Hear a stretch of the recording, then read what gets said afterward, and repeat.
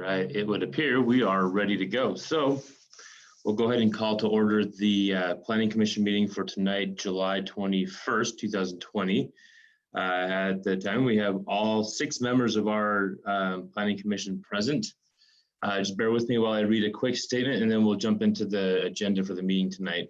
Due to the increased threat of serious illness and loss of life by the rapid spread of the COVID-19 virus, the chair of the West Jordan Planning Commission has determined that conducting this Planning Commission meeting at City Hall or another anchor location is likely to contribute to the spread of COVID-19 and will present a substantial risk to the health, safety, and welfare of the city's residents, participants, and observers. Therefore, pursuant to Utah Code 52-4-2074, the West Jordan Planning Commission hereby declares that the meetings of this public body will be held only electronically until further notice. This determination will expire 30 days from the date that the chair of the Planning Commission signs the written determination. Okay, so moving on. First item on our agenda is discussion regarding the minutes from our previous meeting of July 7th. Any discussion, comments, adjustments? I'd just make a motion to approve those minutes. They looked good. Perfect. I'll second it. All right, we have a motion by Commissioner England, seconded by Commissioner Shelton. Any discussion to the motion? All those in favor? Aye. Aye. Aye. Any opposed? Okay, we're unanimous on that. Moving on to our first public hearing. This is for the Macy's expansion, item number 2 at 7859 South, 3200 West, a conditional use permit for a drive-through in an SC2 zone. Market Development Inc. Marcus Patterson is our applicant. Who we have? Looks like we got Marcus. The floor is yours, sir. This is my first time doing this, so bear with me. That's fine. You tell us what you think we need to know, and we'll ask you the questions that we come up with. So we're wanting to put in a Beans and Brew into our location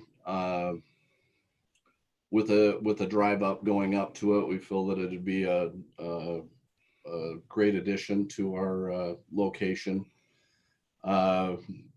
And with doing that, we're going to be adding a new seating area that's kind of like an atrium.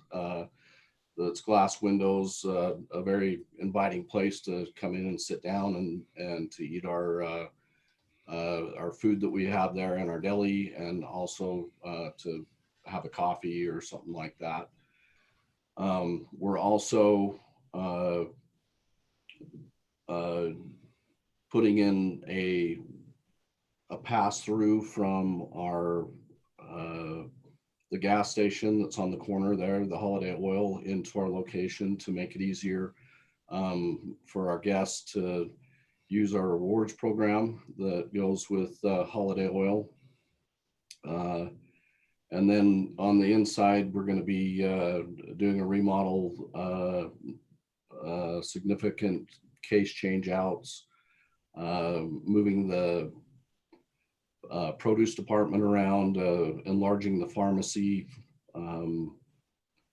new check stands, new decor, new floor, and that's the basic of our remodel, and on the inside and outside that we've got going on. All right, is that it for us? Yeah. Okay, any questions for the applicant, guys? Commissioner Thomas? Are you gonna take over that area where like the Napa and stuff is? Is that the area you're referring to? No, it's going to be going on the south side of Okay. our building. So you're just adding an addition to it, or you're gonna take that existing building? We're going to take the existing building and put the Beans and Brews will be with inside our building, and we'll be adding a drive-up window on that corner. Okay. On the southwest corner of the building. It was, yeah, I wasn't quite sure when I was looking at the packet today, and it was kind of confusing for me, so thank you. Mm-hmm. Is there going to be any additional signage out on the street? There will be signage. I'll have to, we've got Paul Spears on with Beans and Brews that could answer that. I know we're getting a building sign that will go on. And then there'll be additional signage for the drive up window that will go to, if you look on, let's go back, there's the signage for the menu board that will go adjacent to the where the post office is currently. It'll be angling towards the post office, and their signage is black backlit and then white lettering in it, so it's not so bright. What about out on the street? The street signage, I don't have any that's showing that we've got street signage going out there. So bear in mind tonight that you're not approving signs, you're only approving the conditional use permit for the drive up. So Okay. the signs will be approved in a separate application, so. Okay.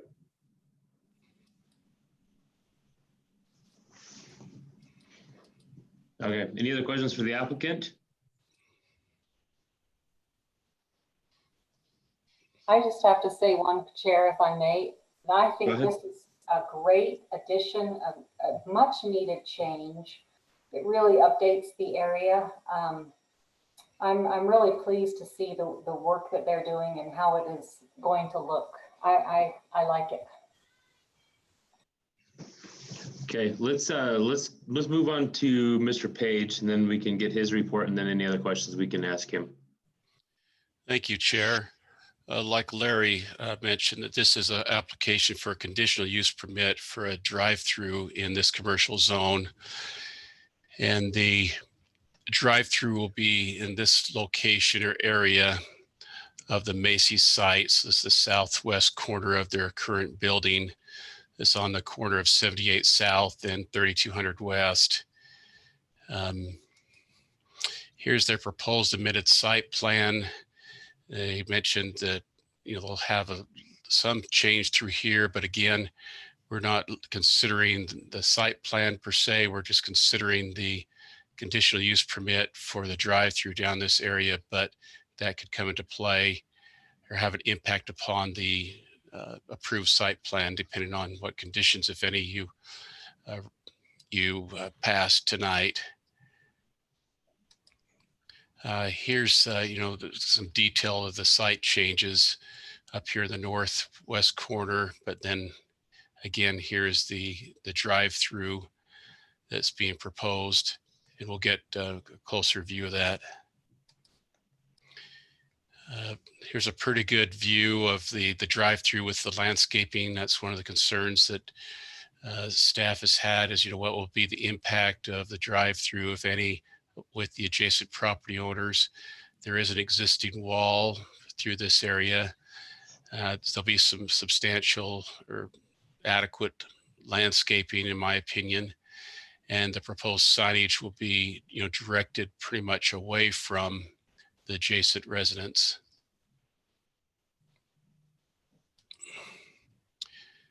So here will be the order board, and then this will be the, please do not block traffic or through this area here. And then the drive-through will be along the south side of the wall with the drive-through window at this location. And then traffic will be able to go east and west. If you look at the overall site plan, there's some space back here in the southeast corner to be able to turn around or go around the site, to 7800 South.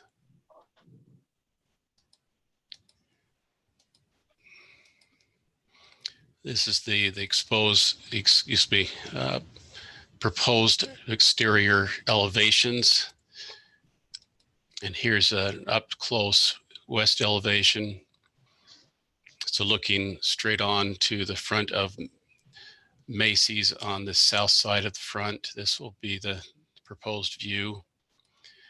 And this is the proposed view of the drive up or on the south side, where you can see the drive-through window at this location.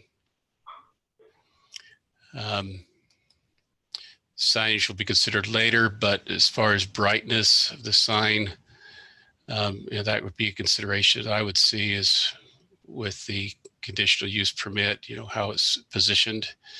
And it looks like it's positioned substantially away from the direction of adjacent residents. And then here's kind of the overall conditional use permit site with the proposed signage and the traffic flows through the area. So with that, if you have any questions, I'll be glad to try to address those at this time. While everybody's lining up, I got a couple for you. First one is I'm looking at the existing store here. It looks like that they're gonna tear down that canopy on that southwest corner there.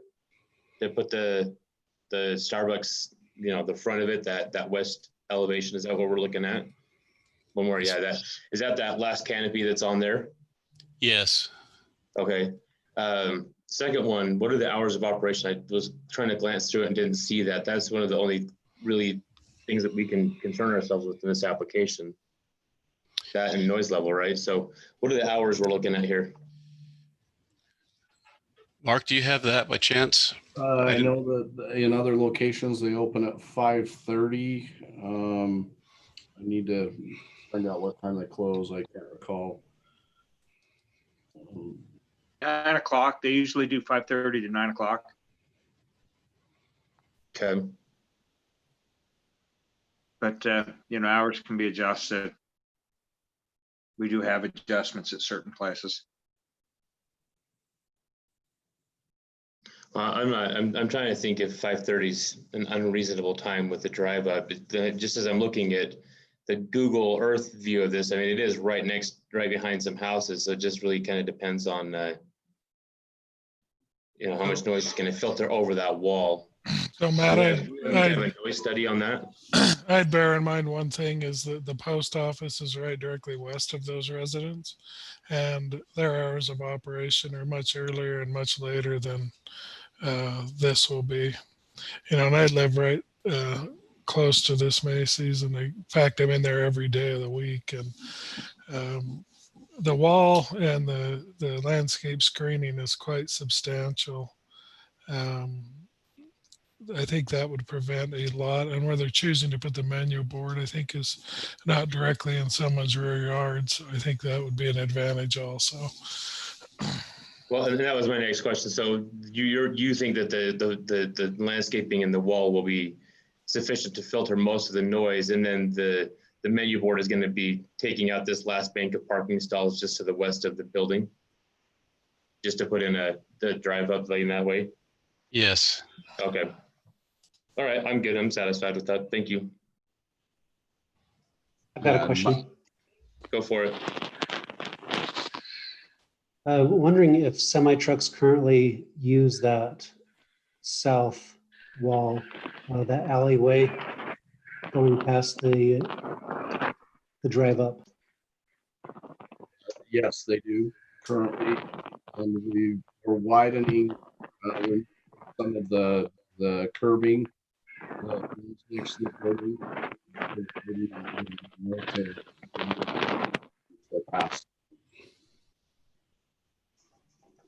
I'm sorry, the audio was muffled. Could you try repeating that answer for me, please?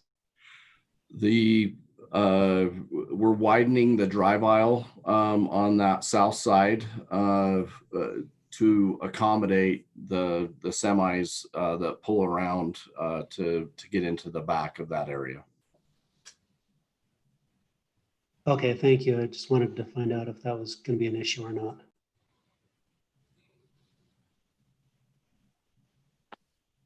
I had a quick question about parking and handicap stalls.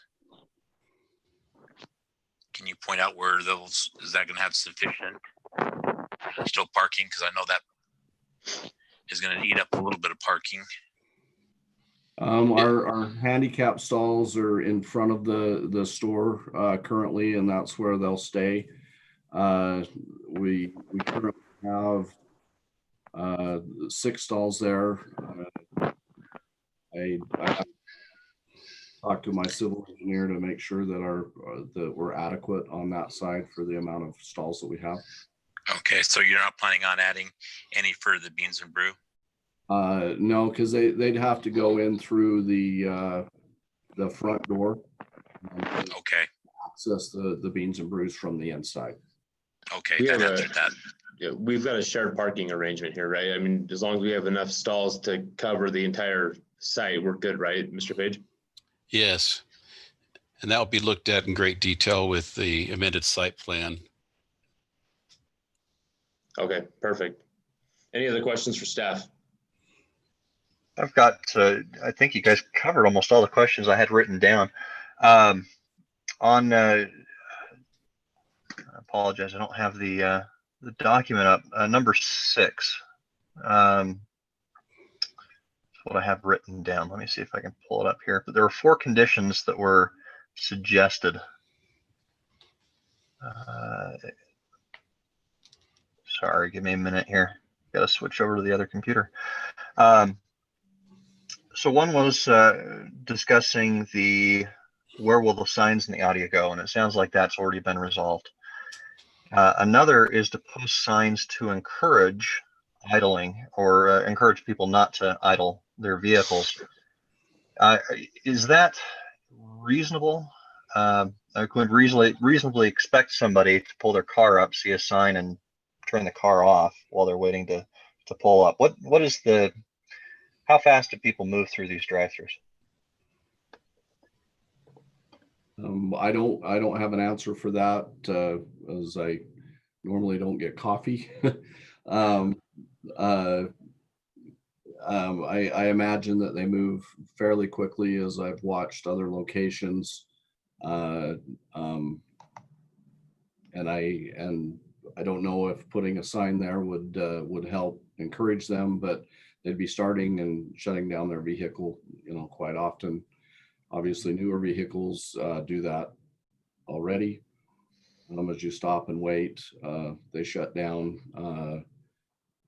But I feel like it doesn't take a lot of time to put together an order and send it out the window. Does West Jordan have an idle ordinance? I don't think we have one, do No, we? we don't. That's just a suggestion that I had just to improve the air quality or reduce or mitigate the potential air pollution.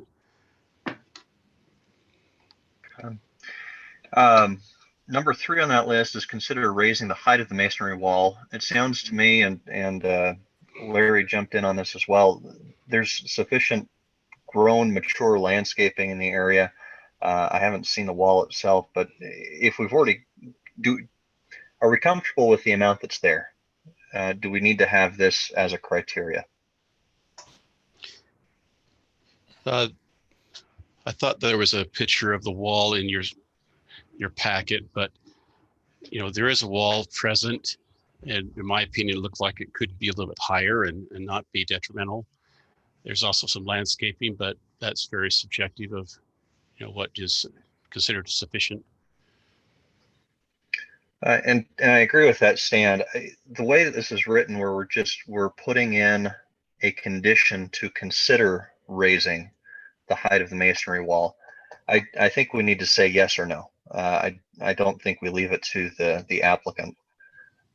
No, and I agree. And the only way that I would support that is if you had findings that would mitigate some detrimental impact to the neighbors. I think where a wall was built with the commercial development that was sufficient when it was built, it's still the same standard required now with that and the landscape buffer. I don't see what requiring it this time, adding anything to that wall would. I just don't think that mitigates anything. So that's Okay. my opinion. So. Chime in on that briefly. You think about there's already semi trucks going back and forth along that alleyway. I don't believe that adding additional wall or vegetation is going to be important, because people are already used to having those semi trucks going back and forth behind there, and the drive-through is not going to add any more impact, in my opinion, than the semi trucks already have. Yeah, well stated. So I bring all of that up as we move into I'm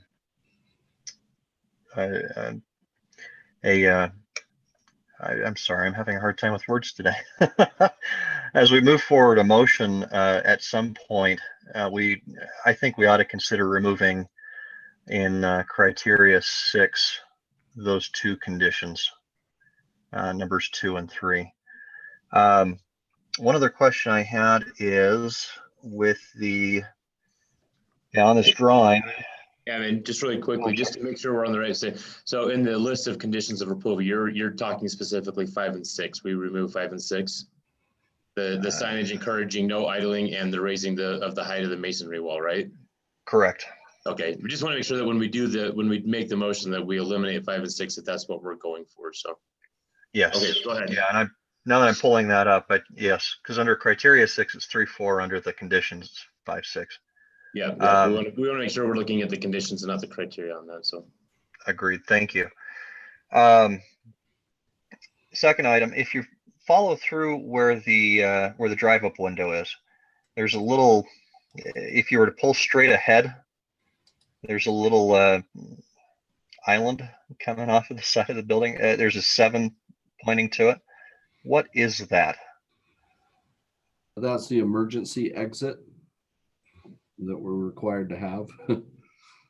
That's the door coming out and the steps down, and then we created a curb there to keep the cars from driving into it. Okay. Does that cause any issues with visibility for people leaving the drive-through window if they were to continue heading east? I don't believe so, because as they pull around that, they're going to see all the way down to the east. Okay. I note that as it goes past the drive-up window, the folks will get their coffee or whatever they're ordering, but then they're going to cross the incoming lane of traffic in order to head eastbound. So I just want to make sure that's clear, that we're not going to see any traffic issues. So bear in mind that emergency exit is elevated above the ground level. It's on a staircase type thing. It's 3 or 4 steps up with a guardrail. And also cars are generally moving very slow as they leave a drive-through. So, and that's quite a common question, Ammon, anytime we approve any drive-up, because invariably in almost all fast food places or drive-ups, you have pedestrians crossing the drive-through, and it does look precarious, but I'm not aware of anybody getting run over in a drive-through in all of my career. Now, I'm not saying that hasn't happened because it probably has, but it's generally considered fairly safe practice. So, excellent. And the other 2 questions I have play into that as well, just a little bit, slightly differently. As we continue moving eastward from this area, are there any issues with the backside of the building being a blind corner for traffic moving? We're now creating a place where residential, maybe not residential, but non-commercial traffic is going to be moving around the backside of the Macy's building, where it hadn't really been promoted that way before. I know that lighting is discussed very briefly in the background memo. So the 2 things I was concerned about was 1, traffic flow, and 2, is there sufficient lighting as we move back and around through that, especially if this place is going to be open from 5:30 to 9. I'm thinking during winter hours, more lighting I think would be appropriate, but I don't know what's back there now. There's currently wall packs that go around the building. that light that area. I'm not aware of any light poles or anything that we've got back in that area, just because we're trying to keep that light away from the neighborhood that's adjacent to us there. But I do know that we have lighting, wall pack lighting on the wall currently, lighting that drive aisle in the back of the store. Okay. And maybe for staff, Nathan, as I look over this, the condition number 8, where it's to provide a photometric plan and spec sheets for light pole fixtures. What light pole fixtures are we talking about, and where will they be situated? There's a couple of really tall light poles. You see the corner, the southwest corner of the building, that row of parking, there's like a light pole, probably about that 5th stall, and then farther on down there. Now Macy's, you can kind of see the little light pole thing on that island. I know Macy's has shut that off because that was a really tall pole, and it would bleed really badly into, in fact, it would light up one neighbor's whole backyard. And so I know that's been turned off by Macy's. And so that's what we need to be conscious of, is that there's no light crossing the property line. So those residential people, or people in their residence, can enjoy their night without the intrusion of a lot of light into their backyard. So that's the reason for photometrics, is so we can discover what light is crossing the boundary property lines. So, And that, Hey, that makes Larry, sense.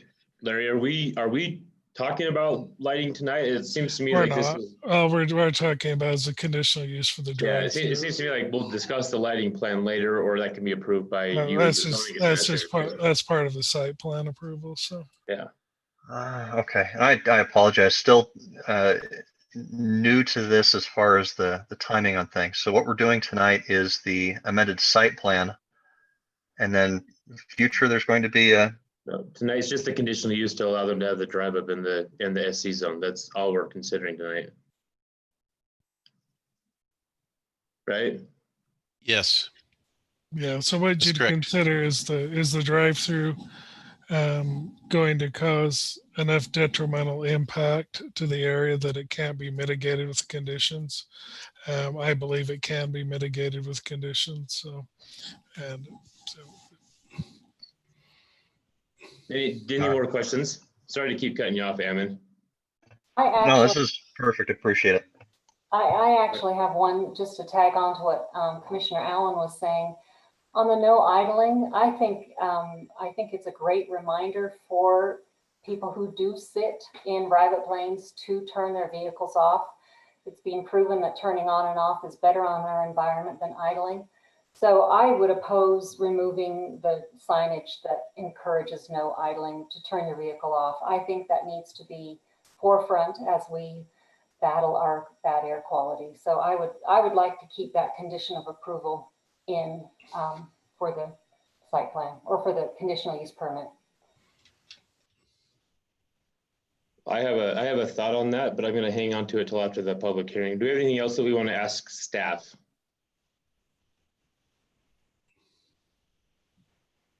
Okay, let's do our public hearing. Do we have anybody here tonight as we open up our public hearing for this item number 2 regarding the drive up lane here at Macy's? Do we have anybody that wishes to speak on this item tonight?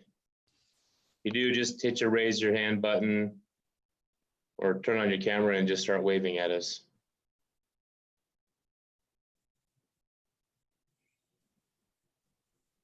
Okay, it looks like we don't have any. I don't see anybody. Am I missing anybody? No. All right, we'll go ahead and close the public hearing for this item, bring this back to the Planning Commission for further discussion. My only one concern about having a sign up for that is, are we setting a standard that we need to put this on every drive up lane that goes forward? Do we have to go back and backfill that on all existing drive ups in this city? And that's probably really a question for staff to really answer. I don't know. I wouldn't know the code or maybe our legal team, but I just wonder if we're setting a precedence that we may or may not be able to enforce. And if we put a sign up, can we go through there with our idling police and tell them to turn off their cars? And if they don't, what's the rule there? I'm with the motion, the notion of trying to help improve our air. I just wonder about the feasibility of enforcement and going forward, what kind of standard we're setting here. So, Chair, I don't anticipate us enforcing that. At least we don't have anything in provision right now with the city. And as far as making a precedence of a signage, I wouldn't see that as necessarily as a precedence, just merely a suggestion.Ure. I just wonder if we put it on this one and then the next one that comes through, we forget, or we decide that maybe on this one it doesn't matter because of the location. Are we unfairly treating this applicant by saying, well, we'd really like you to put up signs? It's an extra expense here. So I think that where it's not an ordinance adopted by the city, if the planning commission finds that it is mitigating a detrimental impact to the area, then the condition can be supported. You can't out and out ban them from idling because I just don't think you have that authority. But signage, something as a matter, please consider turning off your car, that type of thing. But there certainly would be no enforcement by anyone on this because it's really not something we can enforce at all. So. Right, we only do code enforcement, and where it's not in the code, there's nothing really to enforce. So, I mean, on this condition of approval number 5, are we requiring, if we leave it in here, is this requiring, say you had to post a sign, but that's the extent of your expectation? Because this one doesn't say consider posting a sign. So this, I mean, if we leave it in here the way it is, we're telling them to post a sign, right? I guess my suggestion would be that just be considerate. It's just an idea. Sure. Going back to what Commissioner Allen was saying, I don't think that we should have any language in here that says consider, because what's the point? They can sit and think, that sounds like a great idea. No, thanks. Yeah, we're either in or we're out is what I think, is what I'm saying. So I agree with you, Matt. I think it should be something that will mitigate an impact. So I'm just wanting other feedback from the rest of the commission. Do we think that this is something that would provide a sufficient, alternative to the detriment of the pollution that's from idling cars, or do we think that it's, a nice gesture, but that's about it? I think it's more of a noise issue than anything. If you have a loud diesel truck, especially first thing in the morning, that might mitigate some of the noise for those houses right there. So I would be in support of leaving the sign. I mean, you can't enforce it. Salt Lake City actually has an ordinance and they can't enforce it. So, but I think it's still a good gesture. Here's my 2 cents on it. To speak to what Jay said, if you have a diesel and you're going through a drive-through, you have to turn it off just to hear. So that forces your hand there. To me, this is a policy decision that is for our elected leaders and should be wholesale citywide, not something that we decide here kind of indiscriminately on this one application. So I'm all for it, but I think this is a policy decision for elected leaders. I would tend to agree.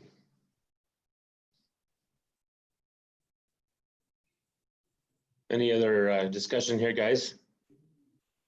I would just put my thoughts on that would be that I think it's a great mitigation, and from my point of view, not so much the noise, but the pollution. You think, and you can see their names right there on the screen: Sandra B. Jolly, Benza C. Forbes. Those people might enjoy having less pollution in their yard. So I feel like it's a reasonable thing that we could ask in this one case, given that it's mitigating pollution. Maybe a question for the applicant here. How many cars are going to be able to stack up against the building? I can see where we got 5, 6 that can stack up before the sign, but once they pull through and get into the queue to actually go to the window, how many, I mean, is that a legitimate representation? Are we looking at 3 cars there that could be idling, or, and do we expect to have 3 cars there at the busy hours? I mean, I don't know the general the general visiting. I'm trying to think of the word, the patronage of a Beans and Brews, especially in this location. Early in the morning, in the morning, we have the space for the 3 cars there. That would be pretty standard in the morning as people are getting their coffee. As later in the day, I don't think you'd have as many vehicles pulling through there. Chair, my experience with the Beans and Brew near Top Golf that I frequent often, in the morning, there is probably 2 or 3 cars. In the evening, you are the only car, and there is a sign at the Midvale location asking you to please do not idle your car. So I think it might be a good move for Beans and Brew, just in particular, whether we mandate it or make it a condition of approval.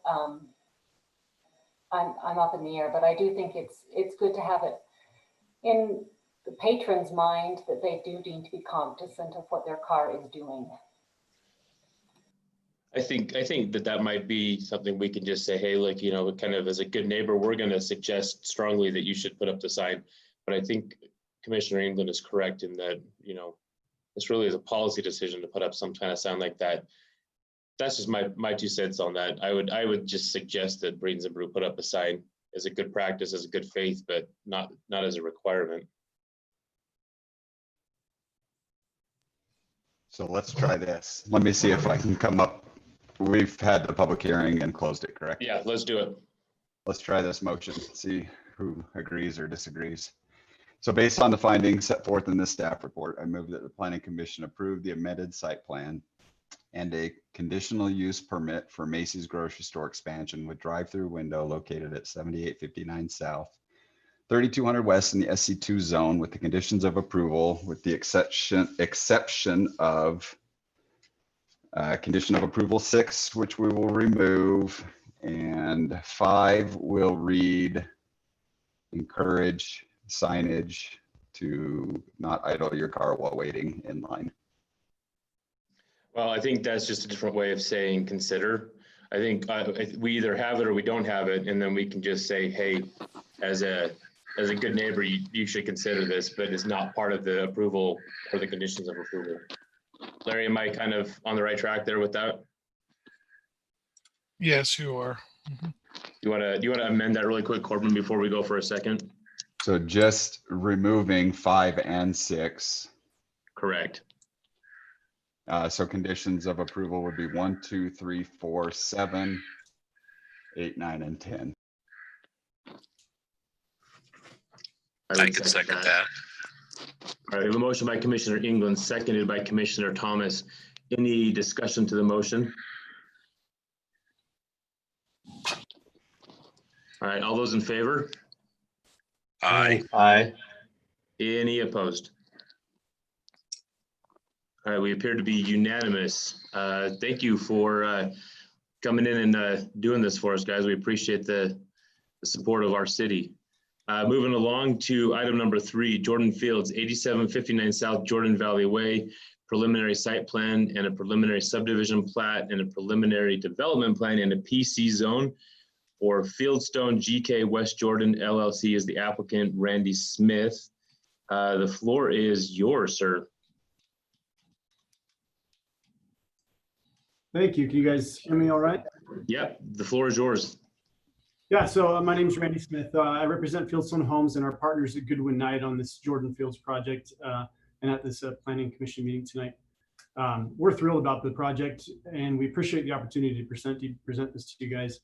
I'll try to keep the summary brief and allow plenty of time for questions and to answer everything that you guys have. In the process of working on this project, I just wanted to put out, the staff has been fantastic to work with. They've been very responsive, been helpful, and we've had a really good experience working with the City of West Jordan, so thank you for that. As you can see on your screens there, the Jordan Fields project is located, it's directly north of the Jordan Valley Medical Center near the Jordan Valley Station light rail stop. We're bound on the west by Jordan Valley Way and Bangerter Highway, on the east by 3400 West, and on the north we have the Utah Lake Distribution Canal, an open air irrigation canal that follows our north property line. The proposed development's about 6 acres, and this development unifies 5 independent parcels for multiple property owners together as a cohesive development for West Jordan and the Jordan Valley Station area. Mark, if you'll jump to the next slide. This is our preliminary site plan. So a quick overview. We are dedicating some additional right-of-way to the city on Jordan Valley Way on the west side of the site. We'll be constructing a new access to 3400 West on the east portion of the site. And in between that, we're going to connect these 2 public streets with a professionally managed Class A market rate apartment community. Mark, you'll jump to the next slide. So this community includes 4 residential buildings. The buildings total 240 apartment homes varying from 1 to 3 bedrooms. They're purposefully located around the site to maximize views, to encourage walkability, and to provide visual variety in the community. Each of the buildings are 4 stories, 4 residential stories, and 2 of the 4 have a first level secured parking garage underneath them. And that's just 2 out of the 4 buildings that we have. The community also includes clubhouse and leasing office and some really highly coveted amenities for the residents and families in our community. Mark, if you'll jump one more slide. Perfect. We're including a clubhouse and leasing office with a large fitness room, business center, group gathering, game room, and more. Along with the clubhouse, we have an amazing pool deck area. It's funny how the pool deck these days is more important than the pool. And people really like just hanging out around the pool deck. And we've carefully placed all the lounge chairs at least 6 feet apart. We allow our residents to look at the hot tub, but they can't get in it, right? All joking aside, this is actually a very large hot tub, and you could do social distancing in multiple groups inside this hot tub. We've got, fire pits, barbecues, a large fenced dog park, children's play structures, bike repair stations, and more. We really push to amenitize this project, and we're excited about it. We are excited to be here. We're thrilled to be to be in West Jordan. And I mean, that's a quick overview of the project. I think you guys have seen the staff report. Perhaps Mark has more to say. I'm not sure, but I'm happy to answer any questions or go through anything that you guys would like to talk about on this project. Yeah, I'm sure Mark's got something on this, but I'm just going to ask you anyway. Can you kind of just tell us a little bit about the open space, what you're counting as open space? And as I'm looking at this one specifically, everything is showing as passive open space. I'm just curious if that's just like strips of land that you can walk your dog around. I mean, what other uses are there for these pieces? There's one active open space that I can see in there too, maybe. Yeah. So can you just talk about open space? Yeah, absolutely. So we talked about our pool amenities and everything that's going on around there with barbecues, fire pits, lounging areas, all of that. On the other side of our clubhouse to the east are the children's play structures and open area over there. The active one that you mentioned in the center of the site over there, that's a fenced dog park and dog run area, quite large actually. We found that pet ownership in this area is actually pretty high in the different apartment complexes, and then the green strip that wraps around what we call Building C, the kind of that north-south building, right in that region. Again, that's open area. We've also provided the dog cleanup stations and things through those areas so people can walk their dogs and be throughout that space. We've provided sidewalks and pedestrian paths all the way through the development to both sides, and then they'll connect on the east side to the city's trail system that's just across from 3400 West. Thank you. Any other questions for the applicant?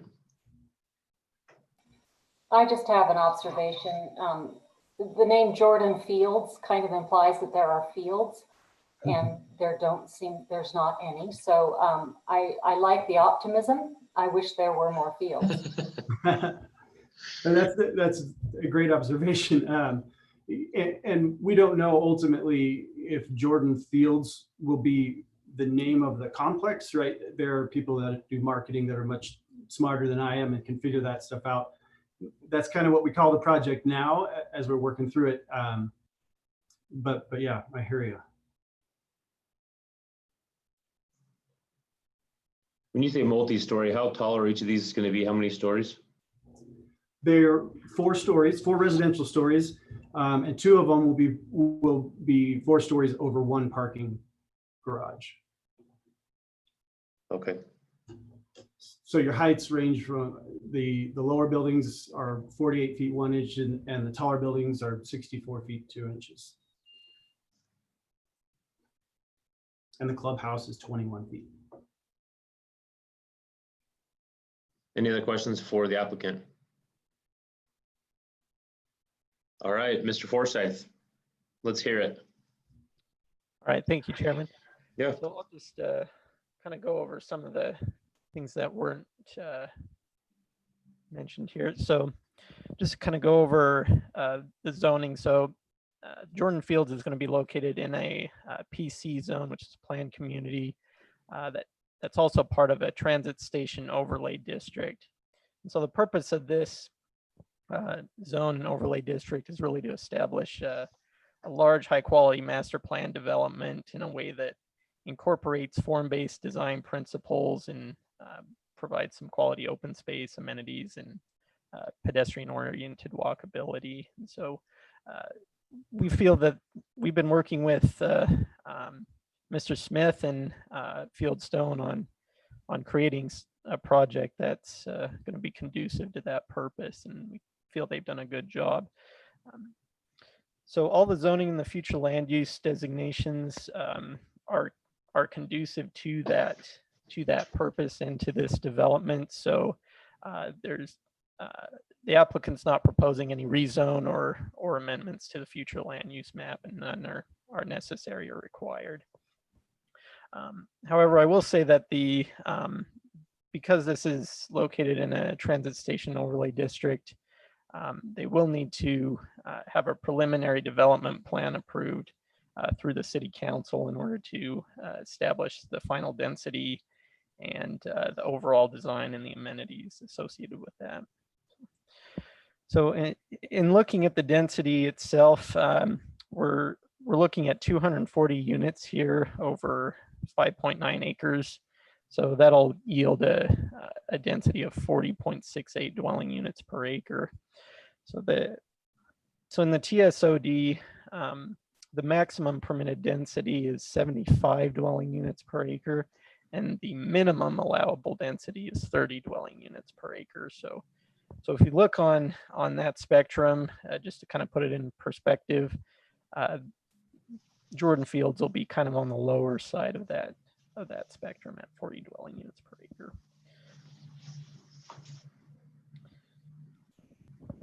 So kind of going back to this and going back to that concept of pedestrian oriented design, you can kind of see here the orange dotted lines. This is the network of pedestrian trails and pathways that are going to link the buildings and the amenities of Jordan Fields. These sidewalks are going to be anywhere from 5 to 6 feet wide. So we feel that should be wide enough to really create a walkable space and really to encourage people to get out of their cars and use the transit stations to the north.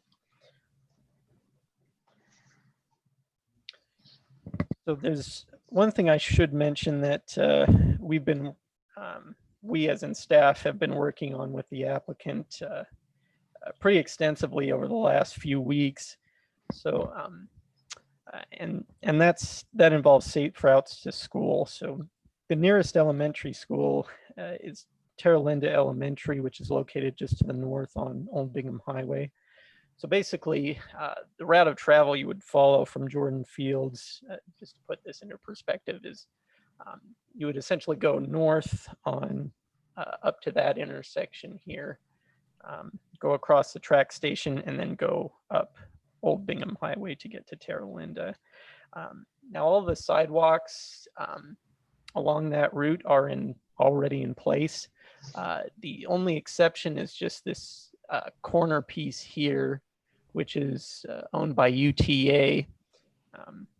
That kind of represents a broken link in that walkability chain there. And so we've been working with the applicant, the canal company, and to try and find a solution for a safe path to school, just to kind of either temporarily or permanently create some sort of a link there. We anticipate that those sidewalk improvements will be added when the UTA property develops. But in the meantime, we're trying to establish some sort of a temporary solution to get kids safely to school and help people to safely access the transit station, which is really kind of the whole purpose of this area. And a lot of those details will need to be worked out at final. So we do have a condition of approval that we've kind of kept open-ended, just basically explaining that we need to work with the canal company and UTA and involve all of those affected parties to make sure that we come up with a solution that's good for everyone and good for the public. Hey, really quick, Mark, can you go back to that slide? Just because I don't want to forget that I had this thought. Why are we doing a picket style fence along the back of the property along the canal rather than just a full masonry wall? So a picket style fence is really kind of part of the basically the safety criteria. One, we didn't want something that was going to be climbable. Two, we wanted something that would be tall enough that people couldn't just, jump over or climb over. Three, we wanted something that's going to be durable and high aesthetics. And last reason is just for visibility, especially as we get closer to the road. And then to make sure if that we've got kind of some visibility on the canal, kind of the whole eyes on the street concept that goes along with crime prevention principles and things like that. Does that make sense? Okay. So I'm gonna kind of shift gears a little bit here and just kind of focus on the east side. So as you can kind of see here, this is their preliminary subdivision plat. So the shape of the lot is really gonna follow the shape of the parcels that are there now.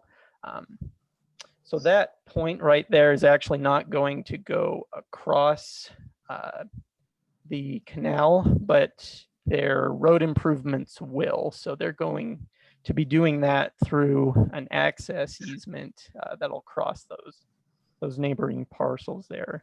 And so again, a lot of that design, such as the new culvert, the bridge, the easement, a lot of that's going to need to be worked out at final and make sure we've got that easement language written and that's approved by our staff.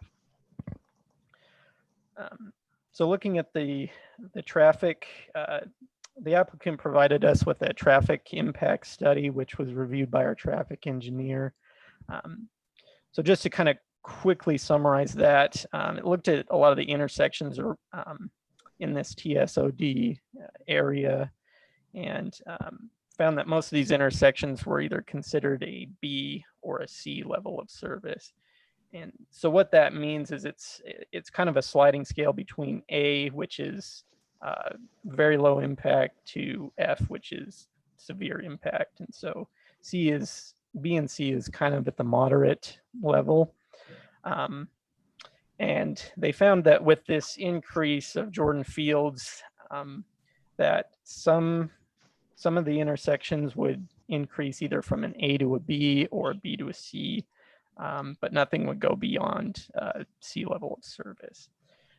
So the traffic engineer has kind of looked at that and provided a couple suggestions along with that.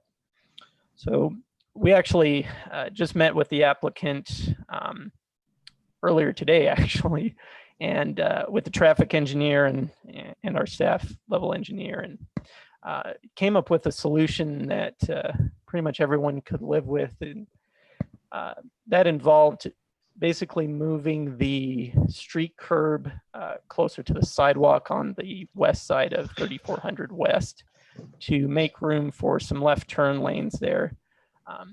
Now the applicant wouldn't necessarily need to put those turn lanes in, but they would be moving that curb. But the city would come in at a later time as needed to add those turn lanes.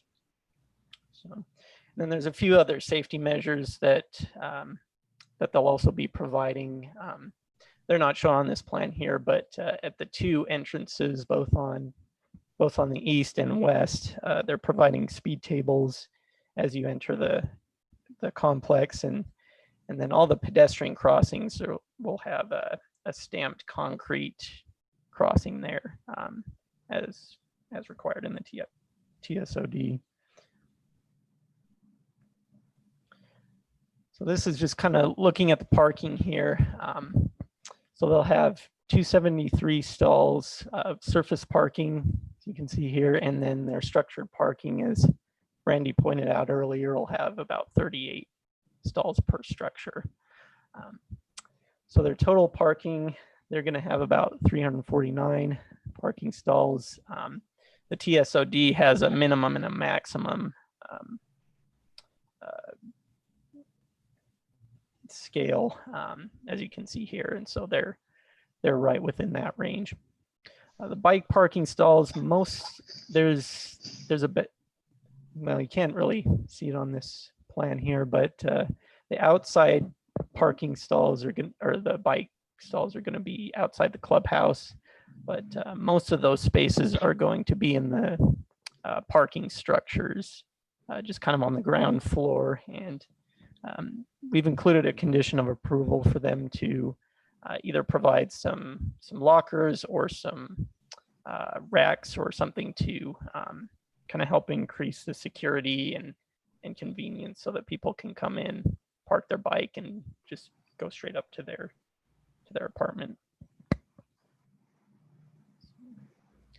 So this is just kind of an example of the fencing that'll be located along the north property line, and then along the south property line as well. So one thing I should add, and we've been in talks with the applicant about this, but one of the conditions of approval, which is condition of approval number 3, mentions a steel picket style fence. We'd like to request that the Planning Commission consider changing that to a metal picket style fence, just to give the applicant a little bit of flexibility in case they wanted to go with aluminum or something that was comparable to that. We feel that would kind of give them that needed flexibility. So based on these findings and findings in the staff report, staff's recommending approval of the preliminary site plan and the preliminary subdivision plat, and is recommending the Planning Commission forward a positive recommendation of the preliminary development plan to the City Council. Thank you. Any questions for staff? Commissioner Thomas. I got one quick question. Mark, what is the average parking stall per unit though on this? Have you done the math on that? No, we haven't. We typically just based it on that ratio of the minimum versus the maximum. 360 stalls is 1.5 per unit, and we're at 349, so we're just shy of the maximum, which is 1.5 per unit. Okay. Yeah, I have a little bit of concern about that, because even though it's a TSOD, people drive cars, and on an average, I know apartments have at least 2 vehicles per apartment. Yeah, but in this case, we can't. We I cannot understand. vary I from the un- ordinance. So Yeah, I understand. If you look at it though, Jay, 94 of these units being proposed are one bedroom places, right? So, I mean, if you allow one parking stall for each one bedroom and then 2 stalls for the rest, then you're getting pretty close to an appropriate number of stalls per unit. And that would make a difference. Yeah. Okay. And then one quick question, which I think you've kind of already answered, but on the walkway to the school, what if, especially on UTA's property, they choose not to pave that? Can we require that as a condition for when they, this is for when UTA develops that land? Even though it's a state, that I have a little concern about that, dealing with some of the other properties that UTA owns and their lack of willingness to play ball. Yeah, so typically when a property develops, we require them to put in sidewalks and park strips. So that would, but Sorry, yeah, Mark, no, I let can me see your chime in on point with that. this. Sorry, go ahead, David. Sorry, I just want to chime in on that question specifically. Even though that property is owned by UTA, we have reason to believe that we actually have a right-of-way easement specifically for right-of-way, which includes infrastructure like curb, park strip, and sidewalk. So we believe, and this is something that we're checking into currently, but we believe that we have the right to build a sidewalk there if need be, even though it's encroaches into UTA's property just a little bit. Okay, that answers that question. That kind of eliminates my concern about that then. Thank you. Yeah. And just to chime in there, that's not a regular dedicated city street. So that's partly what one of our engineers, David Cottle, is talking about. Right. It's not dedicated. And you can see, I mean, this map is not clickable, but if you were to click on the piece where the road is, you would see that it's not owned by the city, or dedicated to the city. But we do have a legal right-of-way easement recorded for it. So it's kind of different, but we have looked into that and we believe that we have no legal issues with putting a sidewalk there. And if I can chime in just for a second on that, in the discussions with the city, I mean, this condition of approval is asking us to provide improvements on somebody else's property, and which is what David's talking about, where you have an easement. And we'd like to help the city and do right by this. But as the applicant, we can provide that construction if there's right to do that on that land. And so it becomes the city's responsibility to make sure that they have those easements or the rights to do that. And it wouldn't be infrastructure that we would own ultimately. We would just construct it and be done. And I know we're still discussing that, but I want to make sure that was clear in our conditions of approval. Yeah, the condition was left vague because in the event, hypothetically, that we are not able to get this path completed, we've discussed different options of still getting maybe perhaps another crosswalk that crosses to the west. It would allow kids to at least cross to the west, then have to cross back to the east. It's not ideal, but it's at least a backup plan. So we would like the condition to basically be vague enough to say that require the applicant to provide a safe walking route to school that is sufficient to staff. And the reason that this one is a little tricky, as it's been described, is that these are off-site improvements. This would be a little easier to work with if it was all on the developer's land. So. Yeah, I understand that, but that's one of my concerns, and which kind of poses a little kink in the armor, so to speak. I think, like Dave Cottle said, if push came to shove, we could provide a crosswalk across Jordan Valley Way to the existing sidewalk on the west side, and then potentially another crosswalk up at Norris Lane so that they can cross once to the other side and head north. Or they could use the 2 existing crosswalks over there as well. Less efficient, but staff had some concern about providing a new crosswalk up there. Is the canal fenced in that area since it's off property, or is it open right now? It's open. It's all open. So in the case that we can't get the easement thing figured out and we do the crosswalk that crosses to the west and then goes north and crosses back to the east, how are we keeping kids from getting near that? I mean, who's going to be responsible for putting the fence over the canal there? Well, we've spoke with Jared Smith, the risk manager, about that as well, and there's surprisingly there's some reasons to not put a fence there in terms of liability and maintenance issues.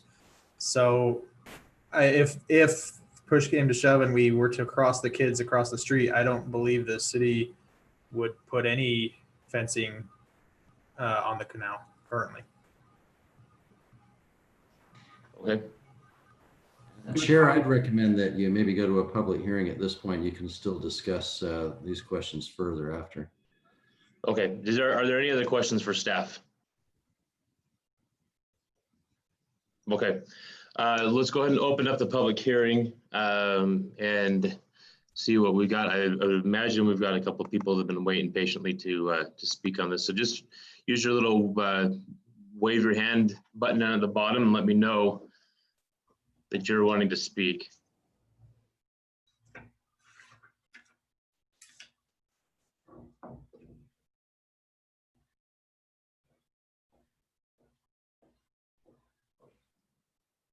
I just see two names in there that I don't recognize as normal participants. So I'm wondering if they're here to speak or just listen today.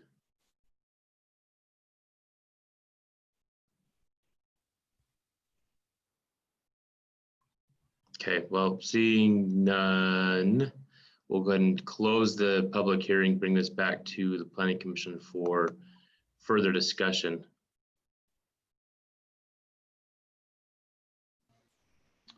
So just some input from my end. Just listening to this conversation about the route to school, it sounds like staff is on top of this. I like the condition where we just require them to provide a safe passage and let staff work that out with the applicant. I'm perfectly fine with changing the condition number 3 to metal on the fence. And other than that, I like it. A little concerned about the parking, but this is a TSOD and I shared the same thoughts as Jay, but nothing we do about it. And I like the plan. I think it's walkable. Yeah, that's about it. I have a question, Chair. How close are we to the actual track station? I've been trying to figure that out here. Could you just show where the track station is in relationship to? Thank you. Yeah, so I'll field that question. So we did kind of take a look at the walking route, and they're between 1/4 mile and 1/2 mile walking distance from that tracks platform to just about anywhere in Jordan Fields. And is there plenty of parking at the track station? Because I can see people driving to the track station. Yeah, so there's the 2 parking garages. There's the one here and the one here. Those are kind of the main parking areas that service that. Yeah, there's 350 stalls for the public there. I've never seen it. Yeah. I've never seen it full. So. Well, in our new environment, less people are commuting, so I think we have plenty. Thank you. Got a question, probably best for Duncan. On condition number 10, is there a legal difference between the word shall and should? So the indoor bicycle parking areas should be equipped. Does that need to be shall, or does it mean the same thing? Yeah, typically if you want it to be mandatory, you would use the word shall. So if that's the intent, then you'd probably want to change it to shall. Okay. That's the only thing I had. You guys answered every other question I had, which was pretty substantial on this. Thank you. I have a question. Kevin, just as we get to, before we get into that approval, phase or that motion phase, are you wanting to change should to shall? I think we should. We shall. I think we shall. Okay. Same situation. I just don't see a need to put a condition in if the condition isn't absolutely one way or the other. Okay, just wanted to make sure we were on that page. Go ahead, Commissioner Shelton.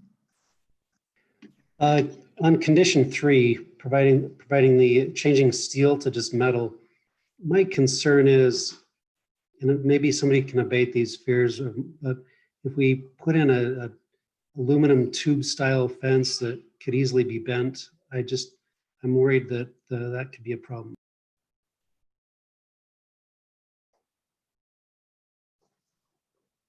Maybe the applicant can answer that, but I would imagine that there's an HOA that will manage the repairs on that. Yeah, the facility will be professionally managed and maintained. We'll have, maintenance staff on site all the time.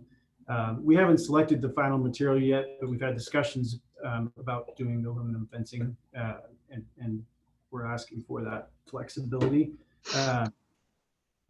But yeah, we weren't terribly concerned with it being damaged or bent. That wasn't a high concern for us. And we do want the fence in place. It's a piece of security, and it protects our residents from the canal as well.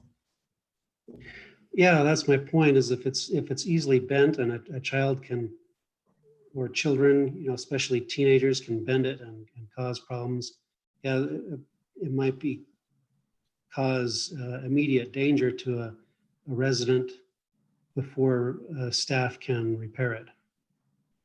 So can I add something here? Anodized aluminum is pretty much the industry standard anymore. We use it on most all complexes now. And the wrought iron, the problem with that is it requires a much higher level of maintenance, and it rusts, when the paint peels on it, if the paint's not adhered good, where the anodized aluminum is done in a factory type thing. The only way it's going to get banned is if a car runs through it. Unless the kid's George the Animal Steel, I don't think he's going to be bending the bars to get through it, because it's a fairly stout product. Thank you, Larry. I appreciate you clarifying that for me. So just so it's clear, I would be fine changing that to metal. Thank you.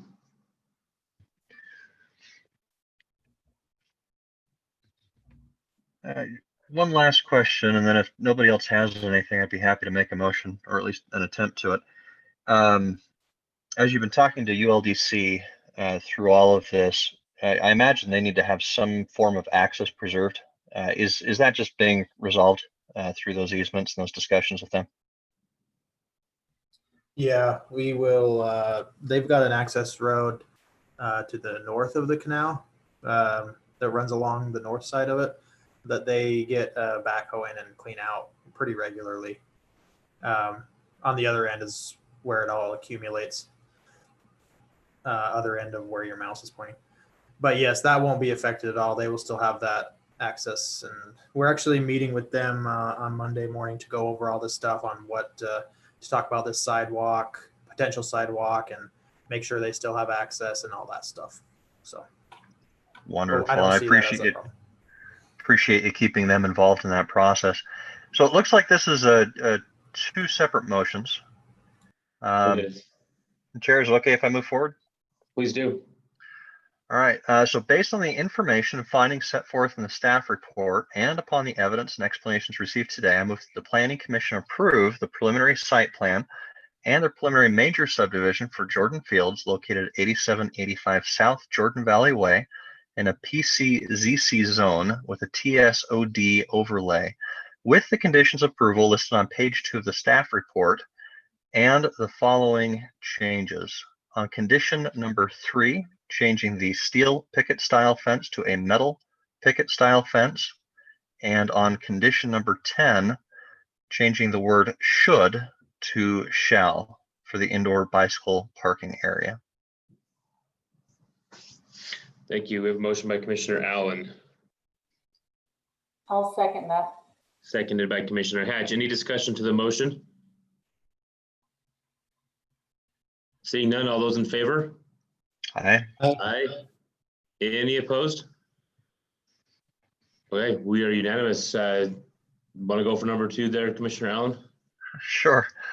Based on the information and findings set forth in the staff report and upon the evidence and explanations received today, I move the Planning Commission forward a positive recommendation to the City Council concerning the preliminary development plan for Jordan Fields located 8785 South Jordan Valley Way in a PCZC zone with a TSOD overlay with a density of 40.68 dwelling units per acre. I'll second that as well.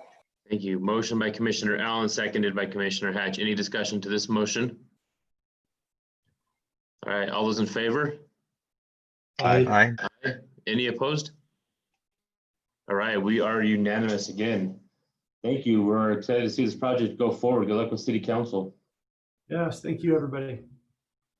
This brings us to our last item, which is a text amendment continued from our previous meeting to amend the 2009 City Code Section 13-8-14 storage of commercial vehicles and residential zones with citywide applicability. Mr. Gardner, the floor is yours, sir. So can everyone see the staff report I've shared on the screen? Yes. Yes. That's the thing I hate about Zoom is you never know what you're sharing and so anyway.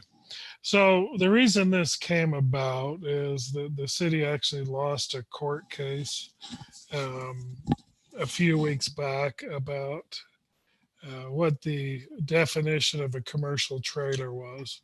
There's a real residential zone in the city where a property owners chose to get old box trailers that were commercial trailers at one time and store various equipment and junk and hay in it. And the neighbors complained about that because they like to keep the presence of or the appearance of their neighborhood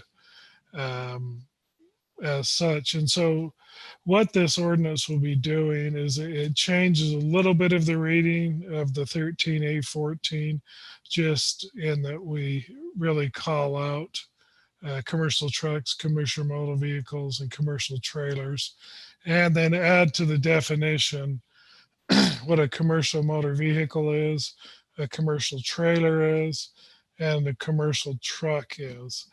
And so the intent of this ordinance amendment is not to change the policy direction that a city council previous to this one has set. It's really just to clarify what we mean by this storage. Now, the storage of these or the use of these different types of vehicles in residential zones. Now, the Planning Commission may have a different recommendation at this time. You may feel like the policy is either outdated or is not really what we should be pursuing. And if that's the case, then you can ask me to go back and set a different policy direction that I would take to the city council. And so this really is just an ordinance clarifying the ordinance that we have now and keeping the policy direction. Duncan, is there anything else that I've missed? No, I think that's pretty much it. There tended to be a substantial amount of ambiguity before. This tightens it up much more significantly.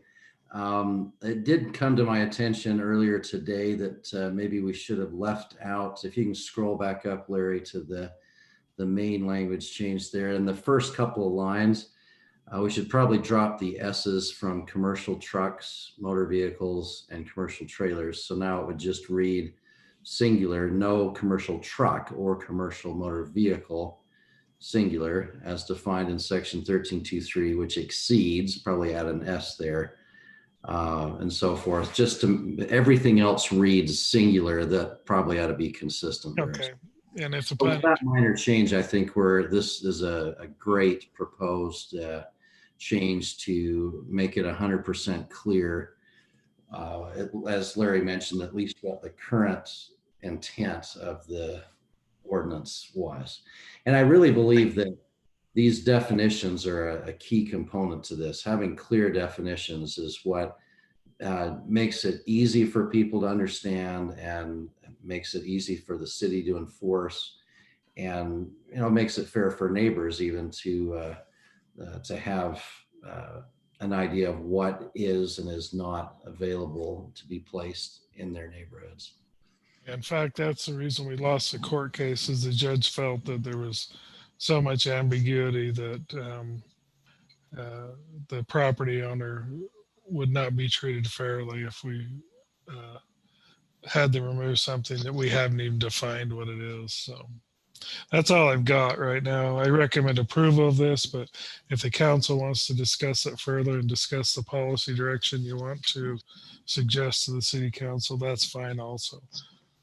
I'm not saying that this is a work of art. It's just something that we're trying to clarify here. Well, I'm glad that we're clarifying this. We've got a trailer that sometimes parks down the main entrance to our street. And since we only have a one-way in, one-way out onto 70th, I'm glad we've got something that will be specific that we can make a phone call about if that time were to come. Does this have any backward reaching effect? Can you go back down and force this on the court case that you lost, or do we have to leave him alone because he won his? That's a Duncan question. I never understood double jeopardy, and so you'll have to ask him that. So. Is this a double jeopardy thing, or are we clarifying this to work? This is civil instead of criminal. So, but at least anytime you make an ordinance change, it's available to be enforced from that point forward.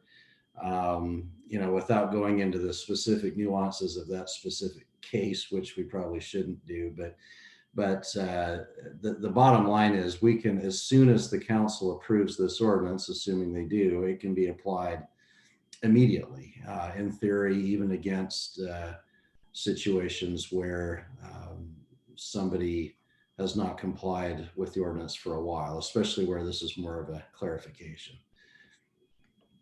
So one other question on this, if the residential zone butts up next to a commercial or an industrial zone and they park on the industrial or commercial side of the zone, this has no applicability there, right? Correct. Because we've got some, and it's been probably 6 months since I had this conversation with somebody on Facebook about it. They were complaining because this is happening in their area, but I believe it was out, where that dance studio was that Corbin's kids go to. I know exactly what you're talking about. But I think that this would not be applicable there, right? This is not No. And a residential zone out there. we need to, and we're actually working on a different way to address that issue, because it's actually reefer trucks parking on the street that's going to a large food warehouse that are across the street from a residential subdivision.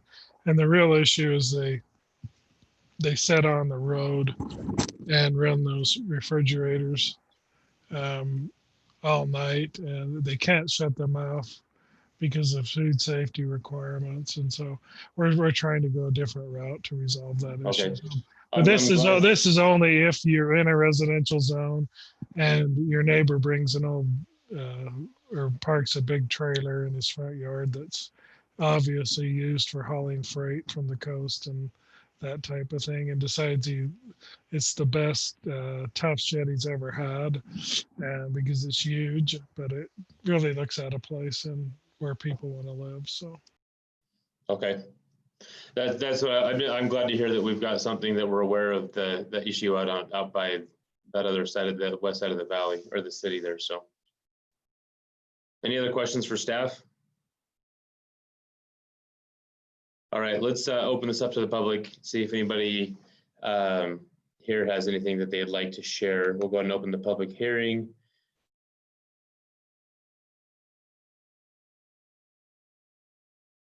I still got two names that I don't recognize, so hopefully we got somebody here who wants to share some thoughts.